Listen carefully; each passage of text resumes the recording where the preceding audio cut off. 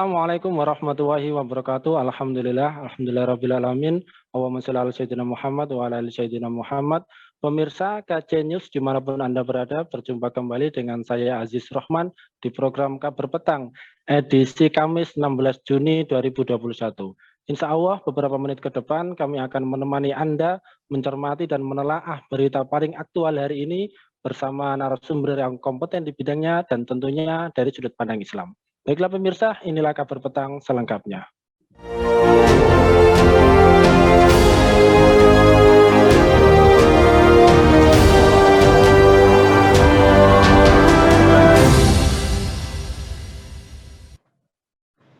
Pemirsa, para pemimpin NATO pada hari Senin memperluas penggunaan klausul pertahanan bersama, satu untuk semua, dengan memasukkan respon kolektif terhadap serangan di luar angkasa.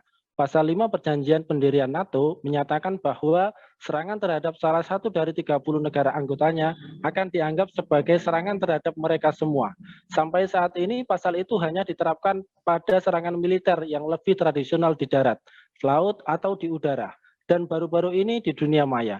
Dalam sebuah pernyataan KTT, para pemimpin mengatakan mereka menganggap bahwa serangan ke, dari, atau di dalam luar angkasa bisa menjadi tantangan bagi NATO yang mengancam kemakmuran, keamanan, dan stabilitas nasional dan Euro-Atlantik, dan bisa sama berbahayanya dengan serangan konvensional bagi masyarakat modern.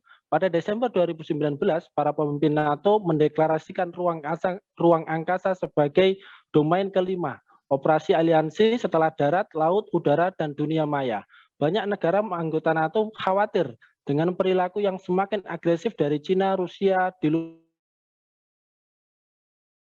Star Wars bagian dari siasat Amerika Serikat, apa tujuan strategisnya dan bagaimana dinamikanya.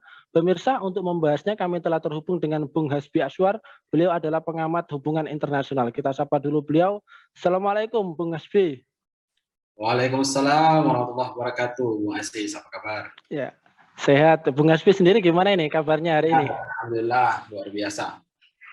Alhamdulillah. Baik Bung, terkait dengan permasalahan ini ya.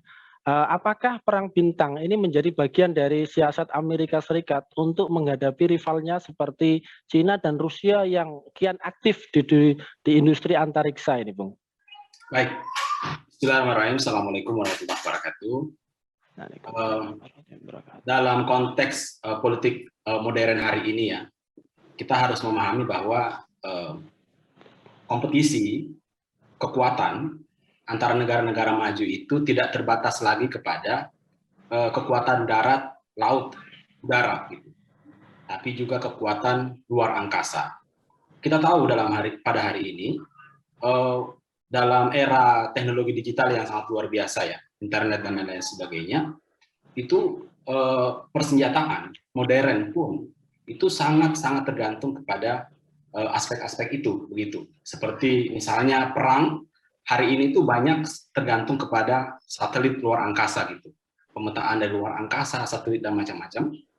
Nah, Amerika Serikat itu dari dulu itu sudah membangun itu. Satu, termasuk negara-negara aliansi Amerika di NATO. Nah, sekarang karena Rusia dan Cina itu tetap semakin naik ya belanja dan juga program proyek luar angkasanya, sehingga ini membuat negara-negara Amerika Serikat dan NATO itu merasa terancam karena dari dulu mereka sudah dominan di sana. Gitu. Mereka sudah dominan di sana, bahkan dikatakan dari sekian ribu satelit di luar angkasa, baik untuk tujuan sipil maupun tujuan militer, itu di atas 50% itu adalah milik NATO. Nah, Cina sekarang mulai agresif, mulai menambah kekuatan ekonominya, menambah belanja militer untuk proyek-proyek luar angkasa. Tahun 2020 ratusan satelit dikirim ke luar angkasa untuk kepentingan-kepentingan politik termasuk militernya Cina. Ini yang membuat akhirnya Amerika Serikat terancam. Terancam kenapa? Hegemoninya itu, dominasi politik internasionalnya bisa digeser atau bisa diancam oleh keberadaan kekuatan militer luar angkasanya milik Rusia atau Cina. Jadi konteksnya ini sebenarnya seperti yang saya lihat ya. Ini juga sangat terkait dengan misalnya isu beberapa tahun terakhir, misalnya isu perang dagang, termasuk isu Xinjiang. Amerika menggunakan isu Xinjiang untuk menjatuhkan soft power atau citra Cina di level internasional. Jadi ini satu strategi yang sama sebenarnya digunakan oleh Amerika untuk menghadapi Cina termasuk Rusia. Ya, baik Bung. Lantas kemudian kira-kira ini apa tujuan strategis dari Amerika Serikat dan bagaimana langkah-langkah yang akan ditempuh oleh Amerika Serikat serta Eropa untuk menghadang Cina ini, Bung? Yang jelas begini, Cina itu satu dekade terakhir, ya, dengan kekuatan ekonomi yang mereka miliki, mereka menjadi sangat ekspansif di wilayah Asia Pasifik, di wilayah Laut Cina Selatan. Dengan proyek obor itu, Cina mulai ekspansif di mana-mana dengan kekuatan ekonomi yang mereka miliki. Termasuk di era COVID. Era COVID itu Cina luar biasa, bisa memperlihatkan leadership-nya dengan misalnya vaksin dan seterusnya gitu. Nah, ini dianggap oleh Amerika sebagai ancaman terhadap dominasi politik Barat dalam konteks politik global pasca perang dingin tahun 90 sampai sekarang. Jadi sekarang Cina dan Rusia itu dianggap sebagai mengancam stabilitas politik internasional di bawah kekuasaan Amerika Serikat. Nah, padahal sebenarnya, jadi begini, bahasanya Amerika dan NATO itu kan Cina, Rusia dianggap sebagai ancaman strategis, ancaman struktural dunia kan, itu bahasanya gitu. Tapi balasannya atau bahasanya Tiongkok atau Cina misalnya, dan itu fakta ya, bahwa yang sebenarnya selama ini itu mengukuhkan kekuatan strategisnya itu adalah Amerika Serikat. Yang punya pangkalan militer di seluruh dunia itu ya Amerika Serikat. Yang punya persenjataan di luar angkasa yang sangat banyak itu adalah Amerika Serikat dan NATO. Nah, cuman memang seperti yang saya katakan tadi, Cina dan Rusia ini ingin menggeser atau ingin berusaha untuk menandingi atau menandingi bahasanya ya, menandingi kekuatan Amerika dan NATO di luar angkasa. Itu yang membuat NATO menjadi atau Amerika menjadi kepanasan, menjadi panik dan ketakutan. Jadi itu yang dilakukan. Nah, apa yang berjalan beberapa waktu terakhir dalam isu teknologi ya, misalnya tahun 2019 sekitar tahun-tahun itu Amerika misalnya menolak kerjasama dengan Huawei dalam isu 5G gitu ya. Termasuk juga 1-2 tahun terakhir ada isu Australia. Australia juga menolak kerjasama dengan 5G-nya Tiongkok gitu dengan alasan keamanan gitu semuanya. Jadi itu bagian dari strateginya Amerika Serikat gitu. Jadi betul-betul mengangkat isu ancaman bahwa Cina itu adalah ancaman terhadap komunitas internasional. Cina itu adalah negara yang otoriter, termasuk isu-isu HAM diangkat di dalamnya. Ini adalah bagian dari strategi untuk menjatuhkan Cina secara internasional dan untuk menghalangi kekuatan Cina sehingga bisa setara dengan kekuatan Amerika di luar angkasa. Baik, Bung. Lantas jika memang seperti itu ya, lalu bagaimana ini respon dari Cina menghadapi provokasi dan juga manuver dari Amerika Serikat dan juga NATO ini, Bung? Ya, lazimnya negara yang diserang itu mereka akan selalu defensif ya.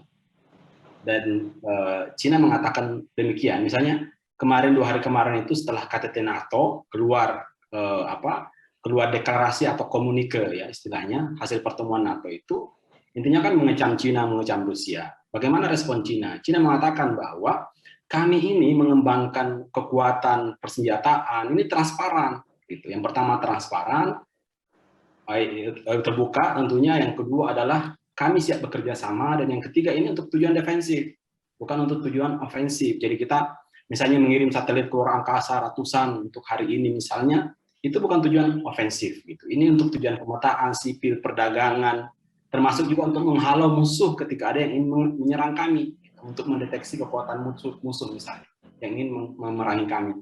Jadi kami ini misinya adalah misi perdamaian, bukan misi ofensif. Jadi stop untuk menjelek-jelekan kami, gitu. Stop untuk memprovokasi NATO untuk menjelek-jelekan kami. Itu bahasanya Tiongkok. Bahkan Cina mengatakan begini ya.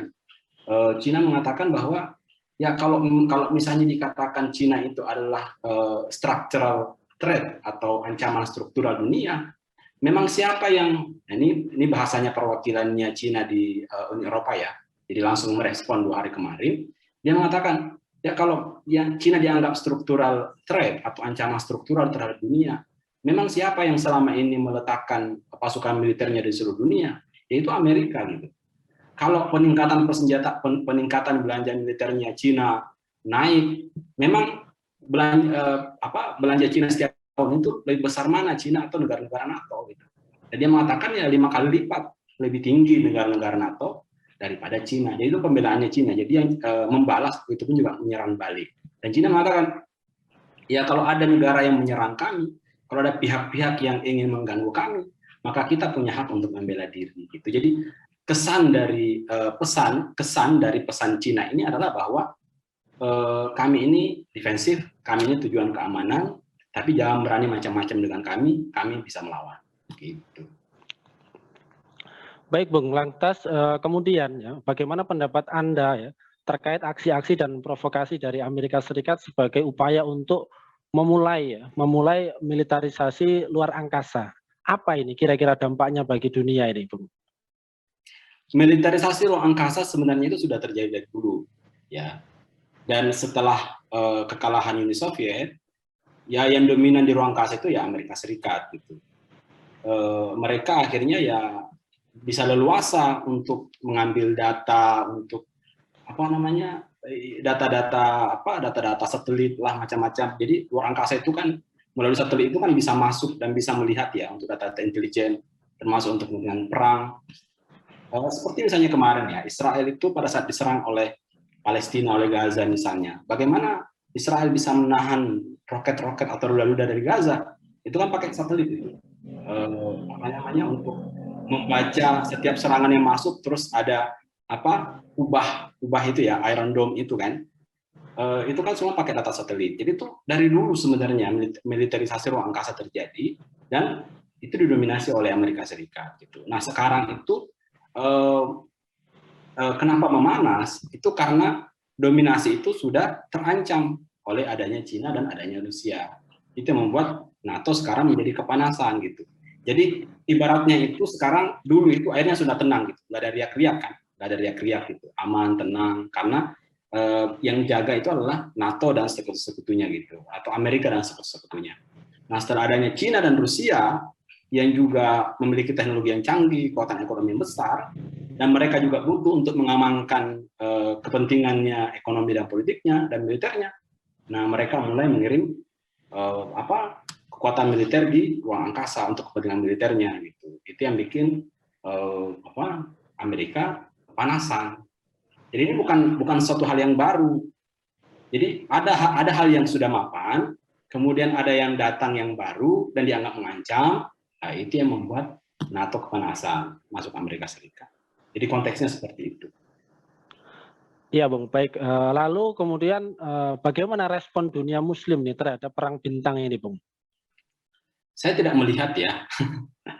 Sayang sekali dunia Muslim tidak respon sama sekali. Ya dunia Islam itu kan hari ini adalah adalah sangat lemah ya. Dalam semua aspek sangat lemah. Jadi kita itu ya jangankan superpower ya, middle power pun mungkin ya hanya beberapa negeri Muslim middle power. Itu pun negara-negara Muslim saat ini kepentingan utamanya itu hanya kepentingan ekonomi, keamanan saja gitu. Dan bicara masalah kepentingan ekonomi dan keamanan, termasuk politik dunia Islam sekarang, ya kita sudah tahu kiblat mereka kemana gitu. Selama ini kiblatnya ke Amerika, ke Rusia, sekarang ke Cina, mulai pelan-pelan ke Cina. Jadi ya kita itu hanya menjadi objek saja sebenarnya, menjadi penonton, bahkan menjadi objek persaingan dari negara-negara maju. Itu yang terjadi. Di Timur Tengah, Rusia dan Amerika kok bersaing gitu. China bersaing di wilayah Asia Tenggara misalnya. Terus negara Muslim jadi apa? Jadi korban. Kita memiliki kekayaan alam yang luar biasa, letak strategis yang sangat luar biasa, tapi kita tidak bisa bermain karena kita tidak independen. Kita tergantung kepada kepentingan-kepentingan negara-negara besar. Apalagi bicara mengenai perang bintang, ya kan?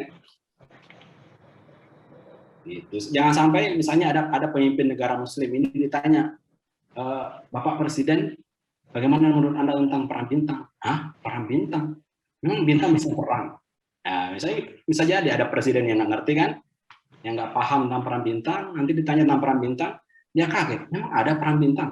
Memang bintang bisa dipakai perang, nah, misalnya gitu ya. Mungkin ada lah gitu ya, di negara mana gitu presiden yang sangat polos dan lugu bisa jadi gitu ditanya seperti itu. Jadi jangan tanyalah gitu. Apalagi misalnya bicara perang bintang, ya gitu ya. Sekedar intermezzo aja. Ya, baik Bung. Lantas kemudian mengapa ya dunia Muslim begitu masif ya, begitu maksud kami dunia Muslim begitu pasif ya, dan tertinggal untuk tampil menjadi sebuah kekuatan yang berpengaruh ini. Kira-kira ini ada apa ini Bung Hasbi? Yang pertama saya kira kita bisa belajar terhadap Amerika, kita bisa belajar terhadap Cina dan Rusia. Apa yang membuat mereka bisa bertumbuh cepat seperti itu sampai sekarang ini dan bisa memiliki kekuatan yang besar. Kuncinya adalah visi menurut saya. Umat Islam itu sudah tidak memiliki visi. Kita lihat Rusia, apa visi Rusia? Visi Rusia itu pasca Uni Soviet. Kalau di era Uni Soviet itu kan visi Rusia adalah ekspansi global ya, menjadikan dunia dalam bayangan komunisme gitu. Tapi pasca Uni Soviet, apa visinya Rusia? Visi Rusia adalah mengamankan halamannya gitu. Yang walaupun itu sebagian besar halaman dia, tetangga dia itu dikuasai oleh NATO gitu.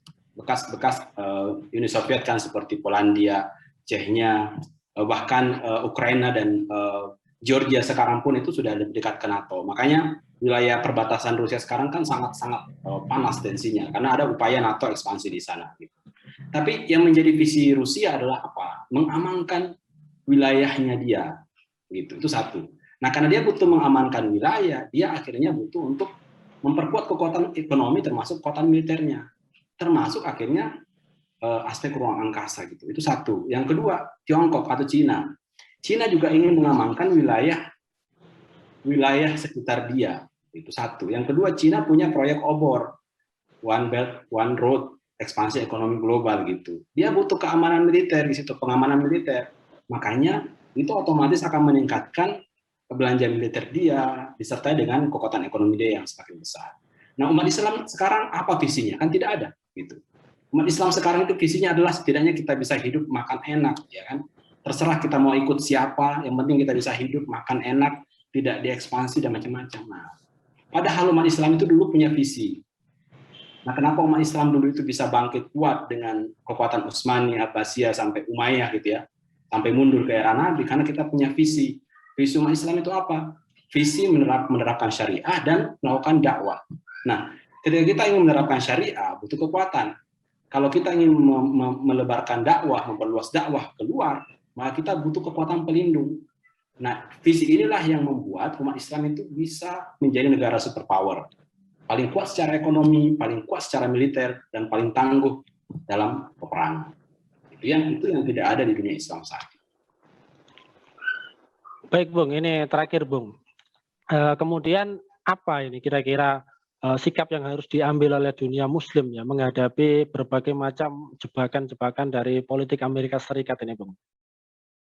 Yang pertama saya kira ya seperti yang saya bilang tadi, masalah kita adalah masalah visi yang tidak ada, sehingga karena kita kehilangan visi, sehingga kita kehilangan independensi berpikir, karena kita kehilangan independensi berpikir, sehingga kita kehilangan independensi politik, ekonomi, militer, termasuk teknologi. Untuk bisa menjadi negara yang bangkit maju besar seperti Amerika, China, dan Rusia sekarang, ya kita butuh yang pertama menetapkan visi. Visi kita apa? Dan dari visi itulah lahir gagasan-gagasan dalam membangun negara, dan itu yang akan membuat kaum muslim bisa bangkit. Nah, kita bisa belajar di era Nabi SAW, di era para khulafaur rasyidin, bahwa mereka itu berpegang pada satu visi Islam dan visi dakwah Islam ke luar negeri. Nah, itu yang membuat akhirnya umat Islam itu bisa bangkit dan bisa menjadi negara yang maju dan kuat. Itu PR umat Islam hari ini gitu. Kita bicara mengenai Israel Palestina ya, kita bicara mengenai Xinjiang gitu ya. Semuanya itu sangat terkait dengan kita kehilangan visi. Kita kehilangan visi, pemimpin-pemimpin kaum muslimin kehilangan visi, dan bagaimana cara mengembalikan visi kaum muslimin, yaitu ya visi Islam. Memperjuangkan Islam, menerapkan Islam, dan menyebarkan Islam ke seluruh dunia. Ya, baik Bung. Terima kasih Bung Hasbi telah bergabung di Kabar Petang pada edisi kali ini. Semoga Anda dan keluarga senantiasa sehat selalu dan dalam lindungan Allah Subhanahu wa taala. Amin. Assalamualaikum warahmatullahi wabarakatuh. Waalaikumsalam warahmatullahi wabarakatuh. Baik pemirsa, itulah Bung Hasbi Aswar, pengamat hubungan internasional. Pemirsa, demikianlah kabar petang pada edisi kali ini. Semoga Anda mendapatkan banyak manfaat dari acara kami tadi. Sampai berjumpa lagi di jam dan channel yang sama. Jangan lupa like, comment, share, serta subscribe, serta tekan loncengnya agar tidak ketinggalan update terbaru dari KC News. Akhirnya, saya Aziz Rahman beserta seluruh kru yang bertugas undur diri. Assalamualaikum warahmatullahi wabarakatuh.